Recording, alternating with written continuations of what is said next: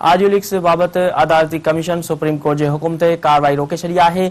Justice काज़ी फाइज़ ईसा remarks ॾींदे चयो आहे त जज के पैसा ॾियण जी ॻाल्हि थी रही है, पर जांच करण ते स्टे ऑर्डर अची वञे तो। केतिराई भेरा तकलीफ़ ॾींदड़ टास्क मिलंदा आहिनि, कसम सबब अमल करण जा पाबंद आहिनि। जस्टिस काज़ी फाइज़ ईसा जो चवणु हो त सुप्रीम कोर्ट जे हुकुम हूंदे वधीक कार्रवाई मुमकिन आहे। ज़िंदगी में घणा अहिड़ा कम करणा पवंदा आहिनि जेकी पसंदि न हूंदा आहिनि। जस्टिस काज़ी फाइज़ ईसा जो चवणु हो त असांखे कानून सेखारियो पियो वञे, भली सेखारियो। इंक्वायरी कमीशन हिक कानून तहत ही कायम कई वई आहे। जस्टिस काज़ी फाइज़ ईसा जो चवणु हो त ॿियनि जी इज़त आहे त थोरी घणी असांजी बि इज़त हुअणु घुरिजे। कंहिं ॿिए न पर रुॻो अल्लाह ताला खां ॾियूं था ऐं अल्लाह ताला जा ग़ुलाम आहियूं।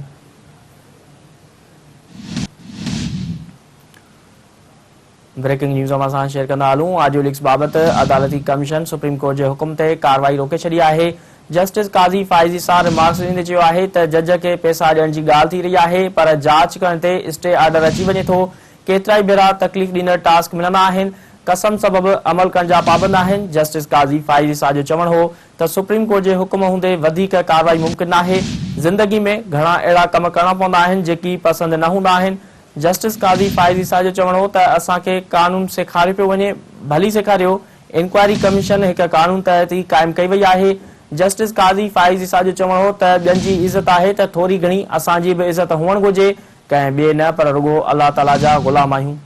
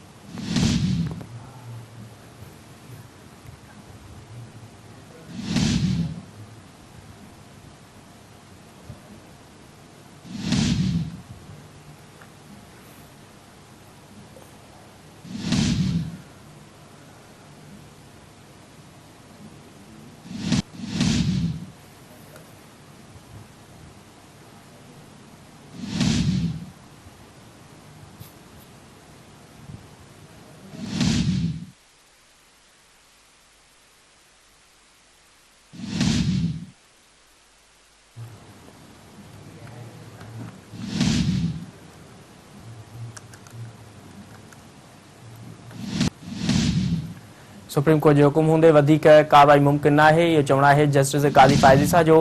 कानून सेखारियो पियो वञे, भली सेखारियो। इंक्वायरी कमीशन कानून तहत रोकी वई है। ऑडियो लीक्स बाबत अदालती कमीशन सुप्रीम कोर्ट के हुकुम ते कार्रवाई रोके छड़ी। इन वाल सां वधीक अपडेट मालूम कंदासीं। असां सां गॾु टेलीफोन लाइन ते मौजूद आहे इस्लामाबाद खां सन टीवी न्यूज़ जो ब्यूरो चीफ गौहर गांगरो। जी गौहर, वधीक तफ़सील नवा वटा आगाह कजो। जी, ऑडियो लीक्स के हवाले से कमीशन की कार्रवाई अदालत रोकी हुई, उन जो नोटिफिकेशन जो है इन वक्त भी कलदम करार दिनो है। जैसे जस्टिस काज़ी फाइज़ ईसा जो चवणु है कि कमीशन है ज़ाहिर है कायदे तहत थी, जेकॾहिं सुप्रीम कोर्ट ऑफ पाकिस्तान उनकी कार्रवाई रोकी है तो सुप्रीम कोर्ट की जेका बेंच है इन मामलन के ॾिसंदी। जॾहिं त मां तव्हांखे इहो ॿुधाईंदो हलां त इहा जेका कार्रवाई रोकी हुई ऐं जेको नोटिफिकेशन कलदम करार ॾिनो हो त फर्ज़गुज़ार पाण अदालत की इस्तज़ा कई त पाकिस्तानी तारीख़ में ही पहिरीं अहिड़ी अदालती कमीशन आहे जेका तकरारी आहे ऐं मुख़्तलिफ़ सवाल उथारिया आहिनि। जंहिंते चीफ जस्टिस इहे रिमार्क्स ॾिना हुया त का बि जुडिशल कमीशन तकरारी न हुजणु खपे ऐं ख़ासि तौर ते जेके आइन ऐं कानून जा मामला आहिनि उन्हनि खे नज़र में रखणु घुरिजे। ऐं जंहिंते चीफ जस्टिस चवणो त असां हिन केस में मामले के जो आइनी ऐं कानूनी जाइज़ो वठंदासीं ऐं कमीशन जुड़ण जो जेको तरीक़ेकार आहे उनजो वफ़ाक़ पाकिस्तान खां पिणु जवाब तलब कयो वियो आहे ऐं वफ़ाक़ पाकिस्तान पारां जेको जवाब दाख़िल कयो वेंदो पोइ उन में नज़र में रखंदासीं ऐं धीरनि जा जेको मौक़िफ़ आहे उहो पिणु ॿुधंदासीं। जी ठीक है गौर गांगरो, तफ़सील ॾियण लाइ महिरबानी।